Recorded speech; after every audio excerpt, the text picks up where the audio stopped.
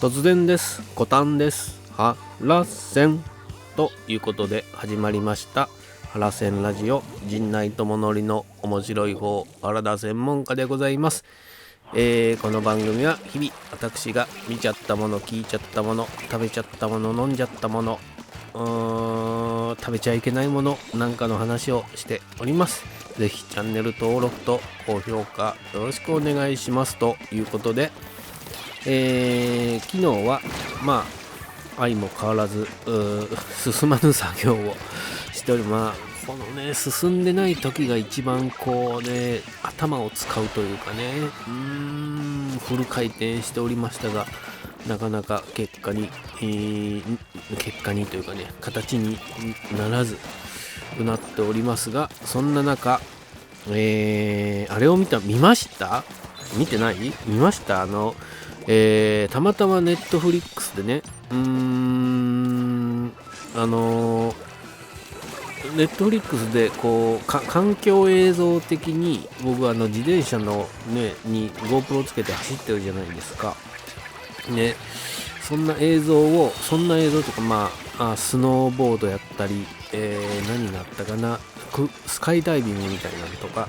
ああいう映像があるんで、ネットフリックスでそれつけておこうかなと思ってネットフリックスを立ち上げたら、おすすめのね一番上のでっかいところにゴールデンカムイというアニメが上がっておりましてね。でなんか絵が見た感じ面白そうで、主人公も丈太郎っぽく学帽というか軍帽ですけどもかぶって持って、なんか面白そうだなと思って見出したんですよね。そしたら一気に24話見ちゃったんだぞー。今てんってことでめっちゃ面白かったんですよ。ゴールデンカムイが全く知らなくて、ヤンジャンで、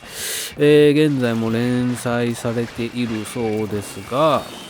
連載されていますよね。そうですね、2014年からね、連載が始まりまして、現在25巻が出ているそうで、なんとシリーズ累計1500万部を突破している、そんな売れている漫画をね知らなかったんで、ネットフリックスには第2期まで全12話が上がって、おりますが、昨年の10月12月に第3期がやってるそうですが、これねめちゃくちゃ面白かった。話はゴールデンカムイっていうぐらいですんで、アイヌのね北海道の話というか、アイヌの方と設定上これ明治初期ぐらいですか、どれぐらいですか。ウィキペディアを見ようかしら。の設定で、日露戦争終結後のとある冬ですね、元陸軍兵の杉本彩地と、ですね。なんでその辺のお話なんですが、金塊を隠した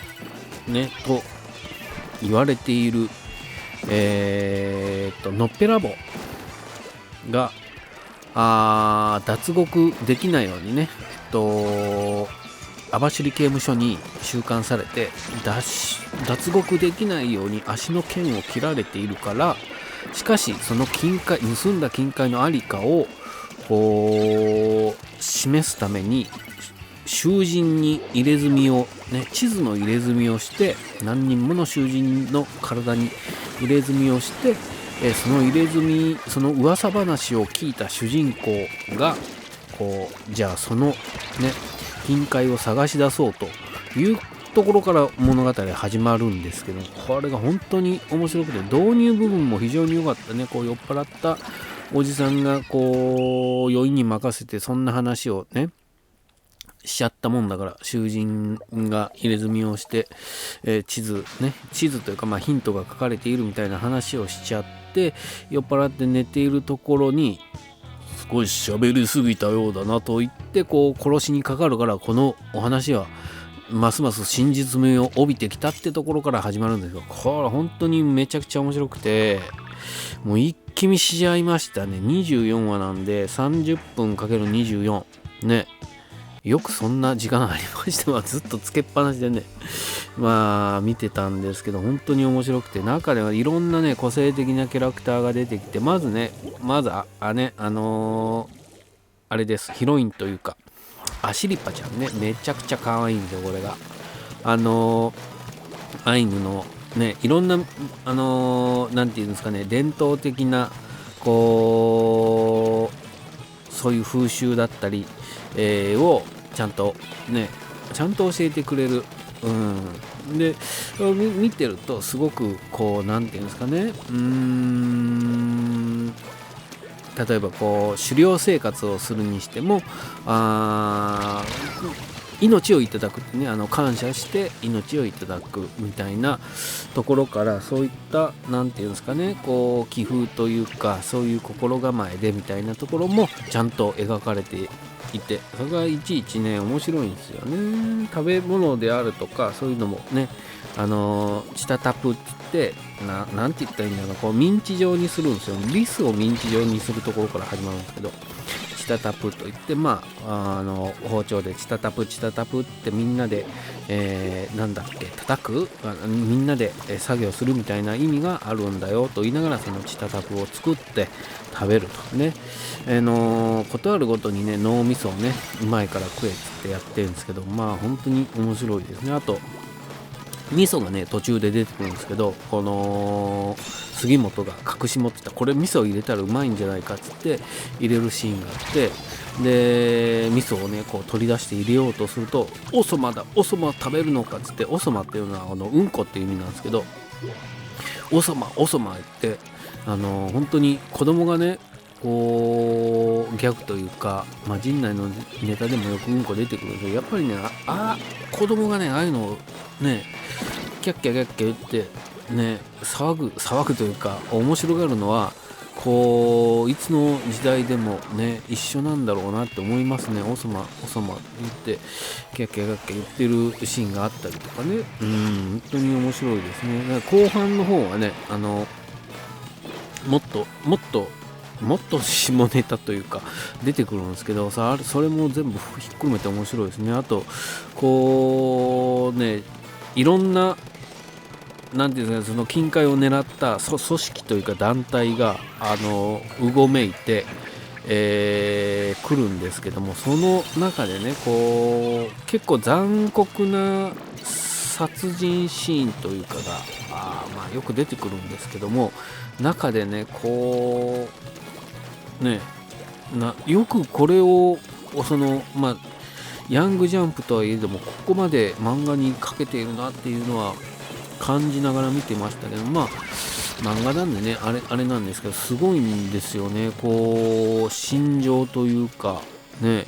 猟奇的というかね、こう変質的な意味でもこう殺そうとするときにこうね興奮しているみたいな、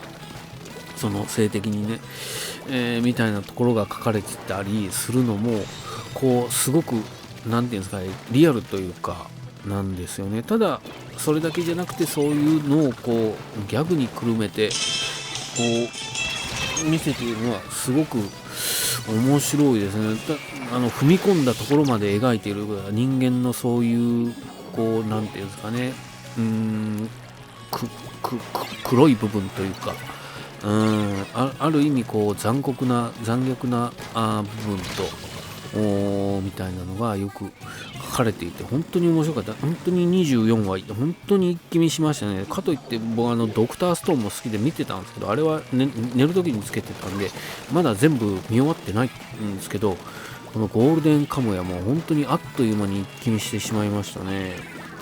本当に面白かった。だからまだ完結してないんで、アニメはもうねシーズン3も終わってるみたいなので、それも早く見たいなと思いながら見てましたね。本当に面白かったな。狙撃のね、名手のね、こう悪いやつというかね、出てくると大型っていうのが、これがまた本当にいやらしくてね、すごかったね。脱獄名人のね、白井とかね、のっぺらぼう。ね、本当に面白いんだよ。なので、ぜひネットフリックス、ね、1ヶ月まだタダなんじゃないの？ぜひね、これ見るだけでもう、いや、まあ、ネットフリックスはもっとめっちゃ面白い。もっとというか、同じように面白いのめちゃくちゃあるんですよ。で一番勧めてんのは、ブラックミラーね、バンダースナッチ。あれをめちゃくちゃ僕は、常におすすめしてるんです。それも面白かったり、いろいろありますからね。ぜひ、ね、ゴールデンカムイ、面白いので、漫画もね、まだ続いてるようなので、これはどこかね、25巻か、なかなかですが、ね、機会を見て追っかけたいなとは思いました。ということで、今日はゴールデンカムイのお話でした。ありがとうございました。